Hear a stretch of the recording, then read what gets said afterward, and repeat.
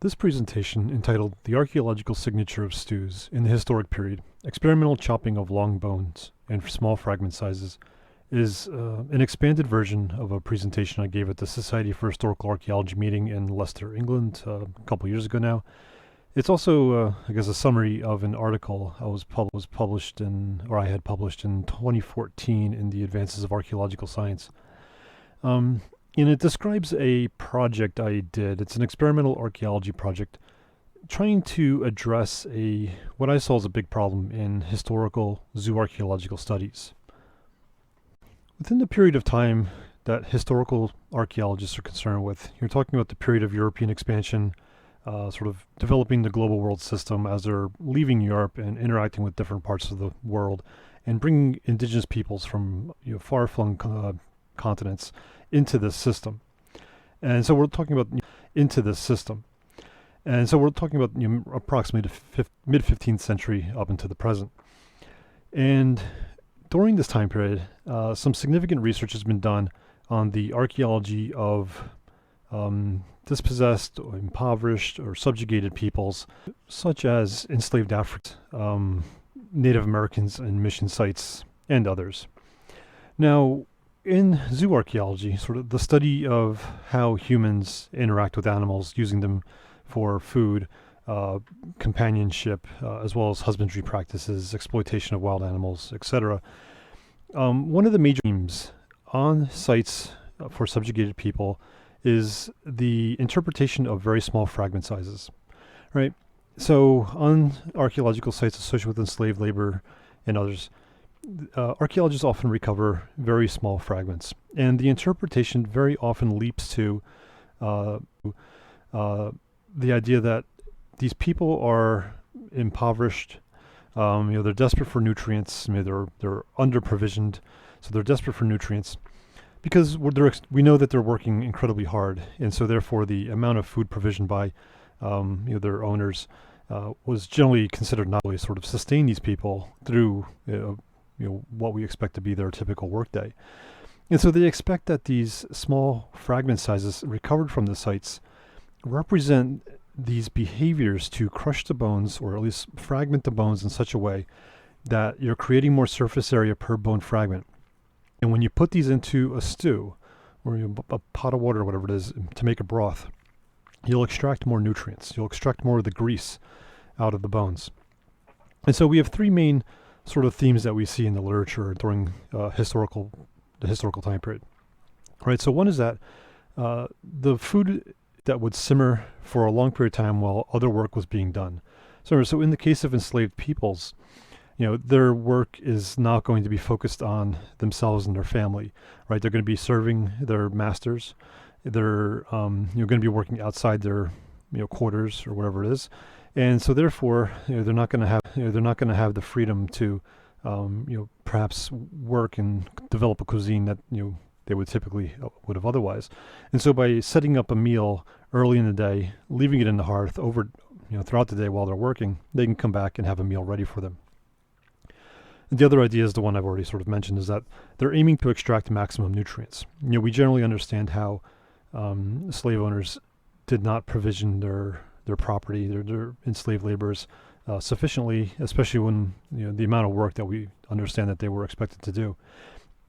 And so therefore, by fragmenting the bone fragments into small size, they're able to get more of the grease out, more of the calories and the fats and the vitamins and things like that out of the bones. And not only do we see this interpretation with the archaeology of enslaved Africans, but we see it with other people as well. The Archaeological reference refers to Native Americans in a mission situation. The Dixon reference referring to the Donner Party. And so, while not a subjugated group of people, the Donner Party were, famously known for getting stranded in sort of harsh winter conditions and resorting to cannibalism. And so, when you're starving, again, same idea, extracting maximum nutrients. And others thought that perhaps the creation of stews, the fragmentation of bones into very small fragment sizes, was just a continuation of West African cuisine.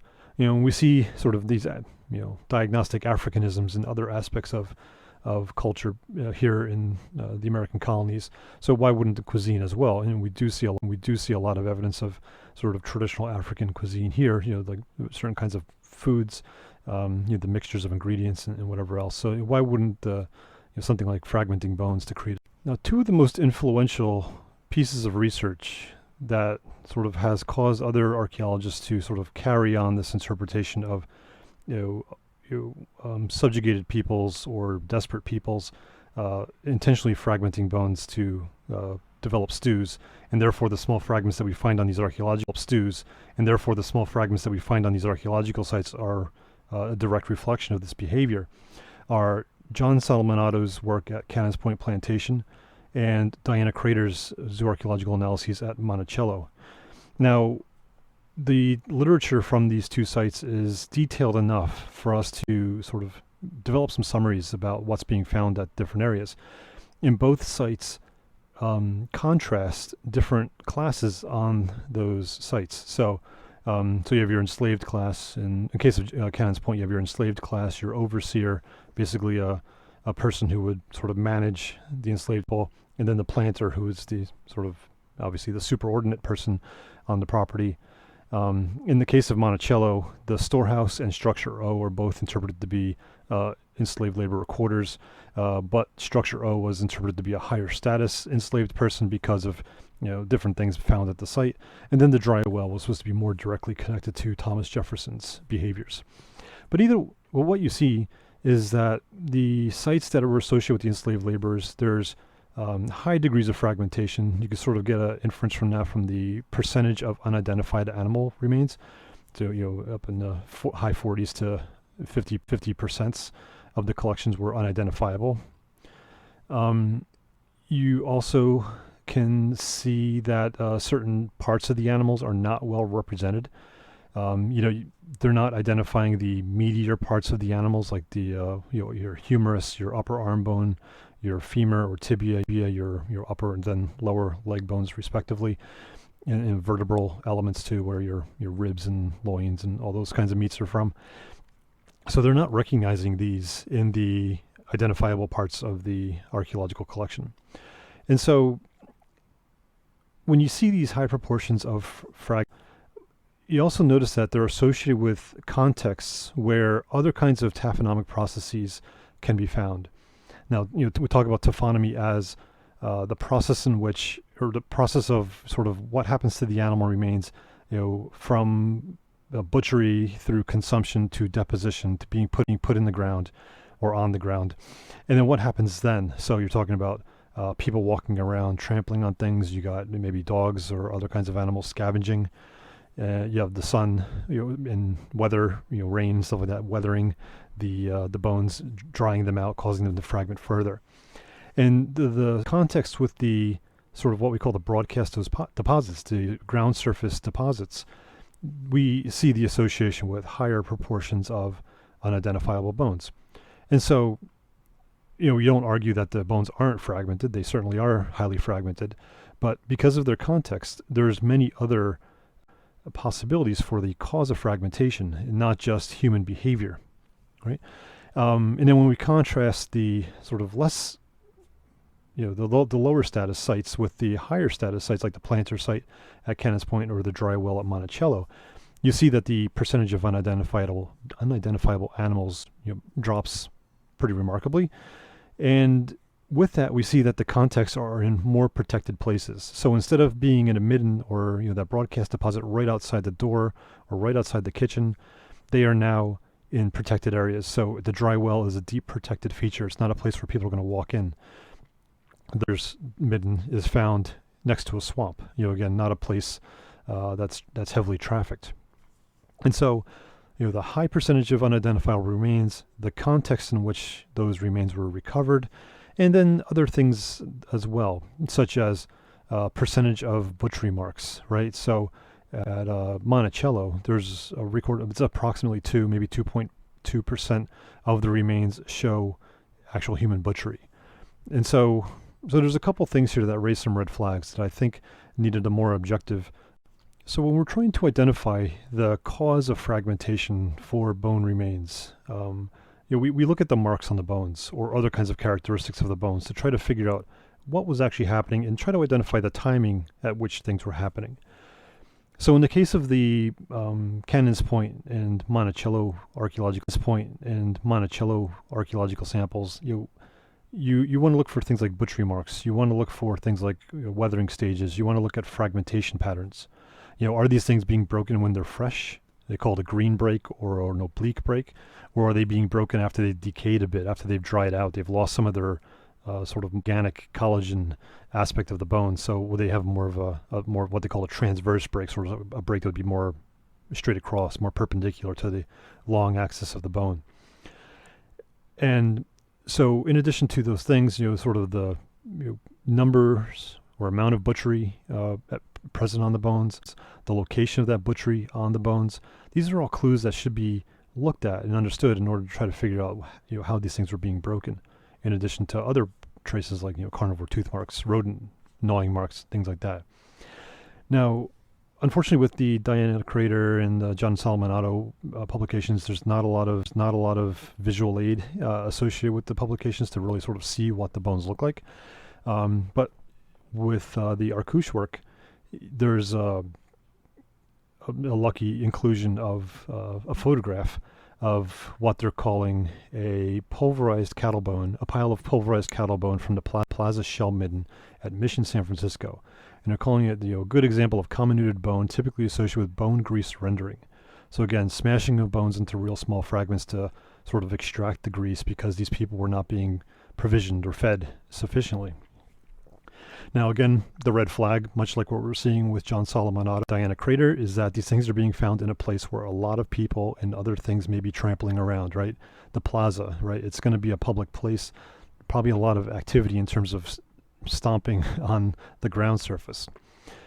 The other thing, unfortunately, the publication was in black and white, but by looking at the photograph in the picture, I could tell that I'm seeing a lot of what we call that transverse breakage, the breakage in that sort of perpendicular way, not the fresh, oblique, spirally kind of fragmentation. There's also some bone fragments that are black in terms of having been charred. And there's also quite a bit that show some of the white surfaces from being calcined, which is sort of being burned at a pretty high temperature where the bone basically just reverts to like a calcium. And so when I see a pile like this, it tells me that these bones probably were not boiled for grease. Instead, they were burned, right? And so if anybody's ever tried to make a stew, the bones or whatever it is, the meat and vegetables and whatever else is put within a broth, and it doesn't burn like this, right? Charring and calcination occurs with direct contact to the heat, so real close contact to the fire. And so having a photograph like this would, again, raise one of those red flags, and it makes me question the interpretation that this is from bone grease rendering. And instead it looks like perhaps a disposal practice. People would sometimes use bones or discard bones into the fireplace, so it dries them out, it cooks them, and gets rid of that grease and other kind of decaying agents or possibilities that would make it really smelly if you sort of were throwing these things outside the front door of your house. So yeah. Now, getting to the experimentation. Now, obviously, in an experiment, I wanted to get to some kind of end game, right? So what would be my ultimate fragment size that I want to try to get to? Unfortunately, the published literature did not include any kind of measurements or average sizes or things like that. So I looked at some ethnoarchaeological research to try to see what people were saying about indigenous groups of people. Again, with the idea that some historical archaeologists argued that these small fragment sizes were a continuation of indigenous West African tradition. I thought, well, let's look at some ethnoarchaeology of indigenous peoples and see what kind of bone fragment descriptions can we see from the research. And so what I learned is that it's quite variable. Some people, whether you're talking about Africa or Native Americans, they fragmented sizes in all different ways. So some were quite large, several inches in size, to some of it being obliterated to the point of them being the size of fingernails. So quite a broad range. we also see that they're using different kinds of tools. Now, obviously, this ethnoarchaeological research is being done in the 20th century.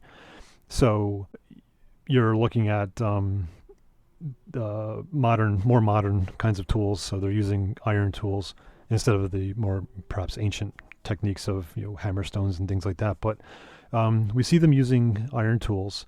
We see them using either large knives, possibly a machete type implement, or hand axes, which were hatchets. And in some cases they were using the sharp end, and sometimes they were using the blunt end of these tools in order to achieve the fragment. So for my experimentation, again, sort of drawing inspiration from the ethnoarchaeological research, I did two different experiments. One using the sharp end of the hand axe, so chopping the bones, and the other one was more of a blunt smashing, using the sort of broader side of the tool. All right, and so again, thinking of what motivations people might have had to sort of smash bones or chop bones into very small fragment sizes to sort of fit them into pots and therefore extract the grease that they wanted. I hypothesized that you would have to strike the bones across the length of the bone, right? So you're not just hitting it in the middle. Then you end up with two large pieces of bone. You're not just hitting it at the end because you have one large piece of bone, one smaller piece of bone, right? So if my goal is to create a bunch of smaller fragments to fit within a pot, I need to strike that bone across the length of the shaft, if not even also the epiphyses, the articular joint ends of the bones. So before starting my experimentation, I developed a range of predictions that I expected to see if my hypothesis was correct, right? My hypothesis was that the bone fragments that we're seeing in this literature are likely the result of other processes such as trampling, scavenging, weathering, etc., and not necessarily the result of human behavior, at least and not 100%. I think they're going to be heavily modified by more natural processes or post-depositional processes after they've been deposited on the ground surface.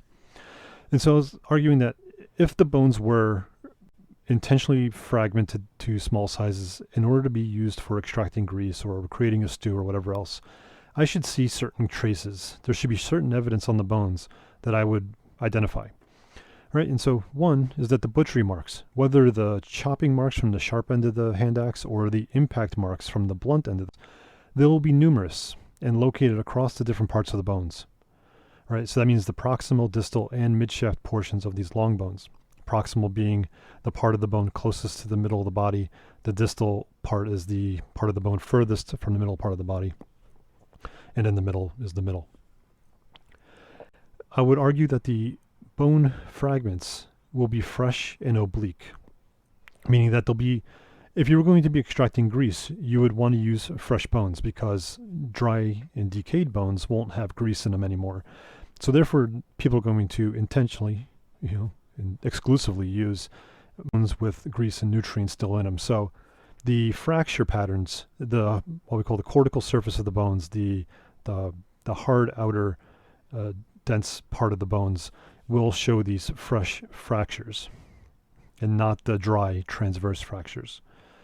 I also expect that the bone flakes will be numerous due to the dynamic loading forces imparted on the bones by chopping or smashing tools. And so dynamic loading is sort of a strike. So you're coming at it from a distance and you're impacting the bone. A more static load is when you're just pressing against the bone. There's not like a physical sort of impact from a distance. And so if you're going to be chopping or smashing, it's going to be a dynamic load, and therefore I expect the sort of the shock waves of the tool to just sort of reverberate through the bone a bit and create all these flakes. And so with the flakes, I have sort of sub-predictions. Not only will there be lots of flakes, I expected the bone flakes to be more frequent in blunt smashing trials. And part of it is just that the breadth of the tool was greater, so I've just expected more physical force to sort of shatter the bones more into smaller pieces. I also expected the flakes produced from the blunt smashing trials to be longer than the flakes produced by the sharp chopping trials. And that was influenced by sort of prehistoric research in East Africa, where people are looking at how our ancient human ancestors were using hammerstones to break open animal bones in order to extract marrow, a very nutritious, fatty kind of resource on a lot of animals. And when people are still at a point where they're scavenging quite heavily, the marrow cavities of a lot of animals are in, they're not able to be reached by certain carnivores, right? So, except hyenas exception, but most carnivores aren't breaking into a large antelope bone to get the marrow out. But people with their tools were able to figure it out. But the sort of that broad hammerstone shape impacting the bone surface creates much broader flakes than if you were using a sort of a more narrow chopping edge. So this table shows the results of the sharp chop trial, right? So where I took the long bones of these various animals, I laid them out, and I chopped them with the sharp end of the hand axe. Now the bones were placed on sort of multiple sheets of plywood. They were sort of laid out like a floor surface. Multiple sheets of plywood. They were sort of laid out like a floor surface. So that way when I was hitting the bones, I could see and then retrieve all the different fragments wherever they flew. You can see I chose various kinds of long bones. We have femurs, tibias, radius, humerus, primarily. I have examples from sheep, goat, and pig. Sheep are ovis, goat are capra, pig are sus. Also some bos, which are a cow. And the reason why I chose these different animals because they represent typical medium-sized mammals here called size 2. Generally things with body weights between like that 50 or so pounds. Obviously some of these can get bigger, like pigs can be pretty big, but still the relative bone size is comparable. And then you have these size 3 animals, which are going upwards of several hundreds of pounds, 1,000 pounds or more, like the cow. And horses are like that too, but horse bones are hard to acquire from butchers and things like that. So the reason why this experimentation focuses on the long bones is because the long bones are notoriously underrepresented in the literature from this time period because when they do get acquired and cooked and disposed of, they are favorite targets of those scavenging carnivores, and they really like to sort of address or target and chew on those ends where the articular surfaces are, the joint surfaces are, because there's a lot of grease inside the bones in those locations, and it's also the softer part of the bone where their jaws can actually sort of crunch down on it. Now, after these bones are just on, and if carnivores are scavenging them or if people are trampling on them or other processes are happening, the smoother, dense shaft part of the bones tend to splinter. They break apart into small fragments. And the problem is that once these things are fragmented, the diagnostic characteristics are very, very limited. And so therefore, if analysts are going through in a collection and they're finding a lot of these shaft fragments, and they seem to be put aside as sort of undiagnostic bones, and therefore we get those proportions like we're seeing in some of these sites of 50 plus more % of the bones. And the reason why they're not identifying is because they're no longer associated with or connected to the more diagnostic joint ends of the bones. And so because these long bones, the fragments, the shaft fragments are pretty common, but the sort of more diagnostic parts are less common, I've decided to use those bones for this experimentation. And so what you can see is that I count the number of strikes, I collect and count the number of fragments created during the particular experimentation, I clean them up, and then under magnification, I look for the marks, the tool marks from the hand axe on the bones. And obviously I figure out the proportion of the fragments that have the chop marks. I count the number of bone flakes. And so a flake is basically a fragment of bone that only has maybe one cortical surface or 0 cortical surfaces. It's very much comparable to a stone flake from stone tool production. And then I identify how many of the bone fragments have that fresh green / oblique breakage. And so you can see is that fracturing bones is relatively efficient, right? So for the smaller animals, the size 2 animals, anywhere between 4 to maybe 11 strikes with the tool, we're able to produce a dozen to several dozen bone fragments. In the case with the larger animals, just as efficient, right? So a few strikes, maybe between like 15 to 19 strikes or 14 to 19 strikes, I'm able to produce between 30 to 56 bone fragments. So it's a relatively efficient technique. You do see that there's a high proportion of bone fragments with butchery marks on them, right? So for the size 2 animals, I'm looking at between approximately 40 to 75% of the bone fragments will have some butchery mark on them, as in the actual mark made by the tool as it strikes the bone. And you can see I'm not overwhelmingly striking the bone, right? When the bone is complete, I'm hitting it again only between 4 to 11 times, but I'm making fragments that are much more numerous, and I'm making fragments with marks, in greater numbers than the amount of strikes I'm making onto the bone. So it's not like I'm just sort of pulverizing the bone as much as I can. I'm only striking the bone a relatively small amount of time, but I'm creating really high proportion of bone fragments with marks. And that's very significant because in the archaeological record then, the bones that are being recovered should contain marks from the butchery. And if they are being intentionally fragmented into sort of modest to small sizes, there's going to be a really high proportion of chop marks. And so for the smaller animals, I'm looking between 40 something to about 73% of the fragments contained chop marks. The proportions are relatively comparable for the larger size 3 animals. Again, so I'm looking at like mid 40% to about 61% of the fragments containing marks. So comparable whether I'm looking at smaller animals or large animals. Then the number of flakes. So again, the number of flakes are relatively high. They are higher in proportion with when you're talking about the larger bone sizes. So the size 3 animals, the cow, you can see there's a greater number of flakes created, and that's just sort of a result because half of these bones are much thicker, and so therefore there's a lot more sort of dense bone to sort of flake apart. When I'm looking at the smaller animals, the pigs tend to have a little more flakes because, again, even though pigs have a relatively comparable bone size compared to like some goats and sheep, they are slightly larger, so they do create a few more flakes. And the other key thing here is the percentage of that fresh breakage. It approaches 100% for all of these examples. Now some, you see the one cow is 71.4, and I have others that range in the upper 80s into the 90s. Now the reason why 100% of the bones don't demonstrate the oblique breakage is because when I try to fragment those articular ends, the sort of the joint ends of the bones, there's not a lot of cortical bone on that part of the skeletal element, and so therefore when the fragments are created in those areas, sometimes they don't contain the cortical bone to be able to recognize whether it's a fresh break or another type of break.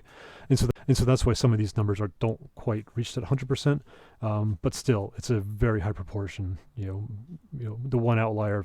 Now this table shows the results of the blunt smashing trial, right? So where I'm taking the not the sharp chopping end, but the back blunter end of the hand axe in order to fragment the bones.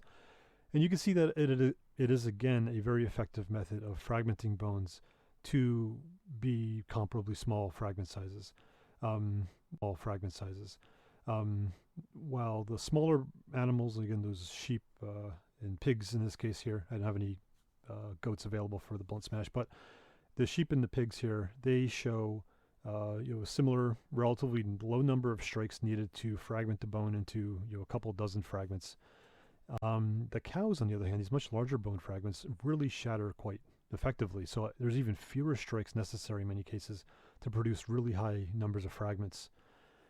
And then you can see a number of them with the butchery mark. Now the butchery mark here is quite different than with the sharp chop, because the sharp chop you're using a V-shaped chopping end of the tool, much more violent, I guess, impact on the bone in terms of the tool actually sort of penetrating into the bone and really sort of scraping the tool into more of the fragments.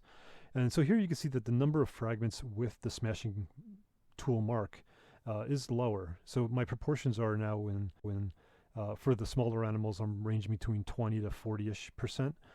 For the larger cow animal, I have the one sort of lower bound at the 13%, but otherwise my other examples are from about 20 to 37, 38%.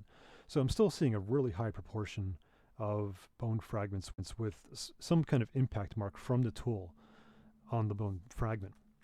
Right. So even though my numbers of bones with the butchery mark is much lower, it is still a really high proportion. And again, if we go back to the literature, you find that approximately 2%, maybe upwards of 6 to 8%, these zooarchaeological assemblages have butchery marks on them. So this is one of these things that makes me argue that what we're seeing in the archaeological record isn't fully the result of human behavior. There's other processes involved, such as again the carnivore scavenging, the trampling, weathering, natural soil decomposition, whatever it is. I don't think the data is supporting the interpretation that these small bone fragments are solely the result of humans smashing bones into small pieces. And so continuing with the table here, you see that the number of flakes are again relatively comparable, at least for the smaller animals. So I'm looking at a couple to maybe a little over a dozen flakes made per trial. But when it comes to the larger animal, the numbers of flakes are really great. So again, I'm looking at 20 or above, and I got a couple of really high results, 61 and 81 for a couple of the cow specimens. And again, I think that's just because of the blunt smash. I have a much broader tool hitting the bone surface. I think there's probably just increased shockwave or more different shaped shockwave going into the bone, just shattering it a bit more into more flake pieces. Now with the percentage of fresh breakage, I am much more frequently seeing 100%. And this is a direct result of the sort of structure of the bones. It's very, very hard to fragment the articular ends of the bones using a blunt end of an axe. Because the reason why those bones are made the way they are is because they're supposed to hold up to a lot of pressure and force in the skeleton while the animal's alive. So all this internal buttressing that's inside that part of the bone does not allow for the tool to smash it very well, which I guess is good news for any of us who have bones. But anyway, archaeologically, that means that those articular ends are almost fully intact if they were being smashed with a relatively blunt implement. Now this photograph shows the arrangement of fragments from a goat tibia that had undergone the sharp chopping trial. Now the key thing here is you see the range of fragment sizes through one of these trials. So I have the proximal end in the sort of upper left corner. I have the distal end at the lower left corner. You can see that they are intact still. So again, if the archaeological trace is reflecting directly human behavior, even if I chopped those a little bit more, those pieces would still be available for the archaeological record, and therefore, hopefully found and observed by the analysts. Even a lot of the Fs are diagnostic. This example is the tibia, but the tibia has a very particular cross section, whether you're looking at the lower end of the bone or the upper end of the bone. So the lower end is more sort of oval, cylindrical, while the top is a little more triangular. And so a lot of these fragments still retain enough shape to them to figure out that I'm looking at a tibia. I wouldn't be able to say goat, sheep, or pig necessarily at the stage of fragmentation, but you could at least still say that this meaty bone, this leg bone, is still present, and therefore not sort of exclude it from analyses and say the people didn't have access to the meaty bones. Well, yes they do. They're shaft fragments. And then in the lower corner, you see some very, very small fragments, and maybe not every one of those, but several of those are flakes created through the fraction. This slide is just showing one of these bone fragments with the diagnostic chop mark on it. It's a sort of relatively broad V-shaped mark into the bone surface. And what's important is that you notice it's not at the end of the fragment. It's right in the middle of the fragment. It is at a fracture edge, but it's not at the far end, so it's not literally cleaving the bone in easy halves. It's shattering the bone as it's hitting it. And this particular fragment actually has a pair of flakes that didn't fully separate from the bone fragment. Now this picture shows a bone that was fractured through the blunt smashing trial. Now the blunt smash marks are obviously quite different than the sharp chopping marks because we don't have the sort of broad V-shaped sort of impact, sort of the penetration of the tool into the bone. So instead the blunt smash is more of a sort of high physical force that's just sort of shattering the bones in some degree. And the marks left by that tool were various areas of roughening, sort of pits within the surface of the bone. And in this particular case, there's several examples really, where the pit created by the tool left striations. Obviously the tool had markings on it from having been used, and so therefore the fingerprint of the tool, basically the marks that were the imperfections on the surface of the tool, was transmitted over to the surface of the bone. So you can see that this was being made by a tool. This is actually quite analogous to when we look at sort of the very ancient time periods where people were using hand axes, again, sort of using a rock to break open bones. And again, the rocks are going to have rough crystalline structures to them, so the rough surface will leave a pit sometimes, but also striations. You can see that the results in terms of the size of the fragments created by the different trials for the two different animal sizes, again, the medium-sized mammals, the size 2 mammals, and the larger mammals, the size 3 mammals, they're relatively comparable between the sharp chopping and the blunt smashing trials. And in fact, the blunt smash and the sharp chops are not statistically significantly different from each other for both within the animal sizes and even between the animal sizes. So whether I'm comparing size 2 between the different trials or size 2 versus size 3, we get similar sort of results in terms of the pattern. And as you can see, the great proportion of the fragments are quite small. So in terms of the medium-sized mammals, most of the fragments are between, obviously they can't be 0, but they're between 0 and about 60 millimeters in length. This is, again, maximum length. And in terms of the larger mammals, I'm looking between 0 to about 40 millimeters, making up the bulk of the fragment sizes. So quite small fragments are achieved through the very limited effort to fragment these out. Now the experiments created a sizable collection of flakes for both the medium-sized size 2 mammals and the larger size 3 mammals. Now, when I graphed them out, you can see that obviously the distributions between the blunt flakes and the sharp chops flakes, they overlap quite a bit. But there were statistically significant differences between the lengths and widths for these different collections. Now, the blunt smashed ones were longer on average than the sharp flakes, the sharp chopping flakes. Now, in terms of width, they tend to be a little on the smaller side, while the width of the flakes made through sharp chopping tend to be a little bit larger. And again, this is probably a reflection of the type of impact being made by the tool and the ultimate flakes created from that. Now, when it came to the flakes for the larger animals, I did not see any major difference between the lengths of both the blunt or sharp created flakes. There's complete overlap between the two trials. Obviously, my sample sizes are also a little smaller with the cows, as you may have seen in the tables previously, but I stopped where I was. First off, expense. They're expensive to buy cow bones from butchers sometimes. But I was repeating my results. Once you start seeing a pattern happening, you could predict then that the pattern will continue if you keep doing the same thing. So anyway, the length of the flakes made through the sharp chopping or the blunt smashing overlap fully completely. So therefore, we don't see any significant difference between the two.